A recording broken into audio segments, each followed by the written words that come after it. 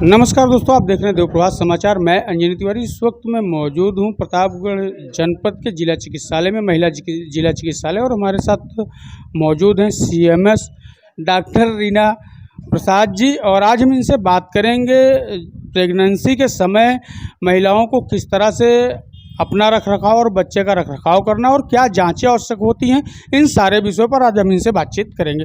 बहुत बहुत स्वागत आपका हमारे देवप्रभात समाचार में। सर्वप्रथम मैडम ये जानना चाहेंगे हम कि प्रेगनेंसी के समय महिलाओं को क्या जांचें आवश्यक होती हैं जिससे कि उनका बच्चा स्वस्थ जन्म ले सके।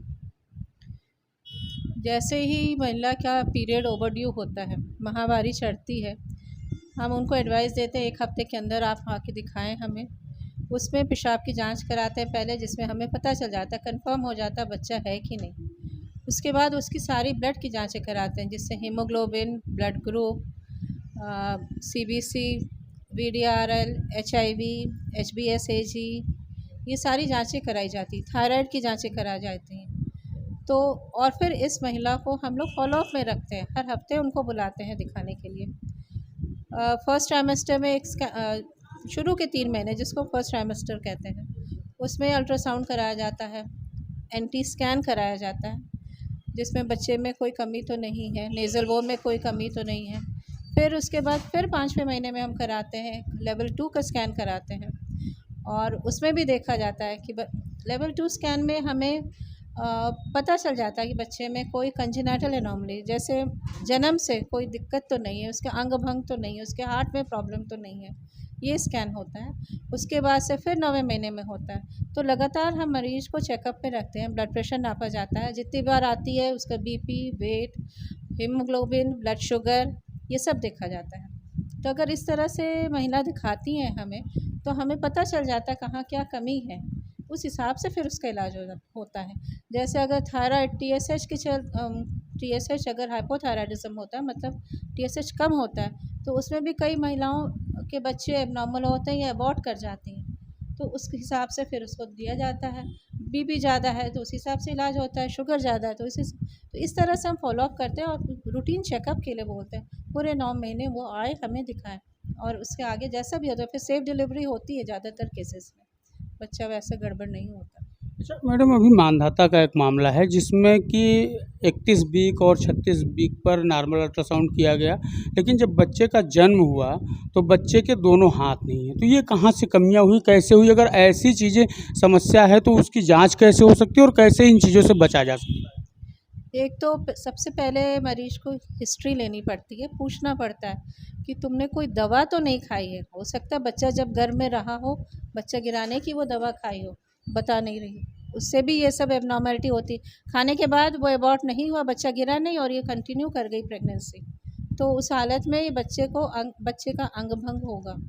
तो एक तो वो वजह है। दूसरा, अगर होता भी है तो अगर वो रूटीन चेकअप में रहती, हर महीने आती, लेवल 2 का स्कैन हम कराए होते, उसका हुआ होता, तो ये पकड़ में आ जाता, तो हम उसी समय उसको अबॉर्ट करा देते, बच्चे को गिराने की सलाह दी जाती। अच्छा मैडम, ये जो समस्या यहाँ उत्पन्न हुई इसमें क्या कमी आपको समझ में आती है? जैसे उसमें कराया गया 31 वीक पे कराया गया, 36 वीक पे कराया गया, कहाँ से समस्या उत्पन्न हुई? और अगर डॉक्टर ने सलाह नहीं दी तो इसकी जिम्मेदारी किसकी होती है? नहीं, सलाह पता नहीं वो डॉक्टर के पास गई कि नहीं गई, ये तो मालूम नहीं है उसके।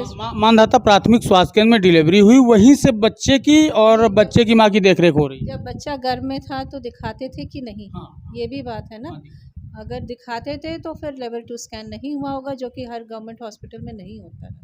लेवल 2 स्कैन सब जगह नहीं है, डिस्ट्रिक्ट में है, बाकी जगह तो हम नहीं कह सकते, और बाहर कराने में पैसा लगता है। दूसरा, अवेयरनेस, मरीज को पता ही नहीं होता है। आशाएं उनको ले जाती, रेगुलर लेकर नहीं आती हमारे पास कि ये हाई रिस्क है मैम, इसके एक बच्चा ऐसा हुआ था, आप देख लीजिए। हाँ, तो उस हिसाब से उसको एडवाइस, उसको फॉलोअप करना पड़ता है। मेन 9 महीने अगर वो दिखाएगी तो ऐसे इंसिडेंट्स बहुत कम होंगे। अच्छा, ऐसी चीज़ों में आशा कितनी जिम्मेदार होती है? आशा के द्वारा क्या कमियां आपके समझ में आती है कि आशाओं के द्वारा क्या कमी की जाती है जिसकी वजह से प्रॉपरली जांच नहीं हो पाती?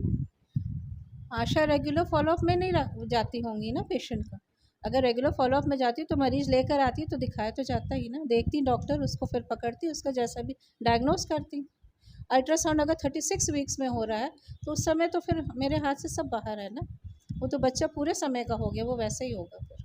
अगर वो 5वें 6ठे महीने में, चौथे 5वें में भी आता है। हमारे यहाँ जिला महिला चिकित्सालय में ऐसे बहुत बच्चे आते हैं जिनका सर नहीं होता है, लेवल 2 वो चौथे महीने में हम लोग की पकड़ में आ जाता है, तो हम वहीं का वहीं उसका अबॉर्ट करा देते हैं।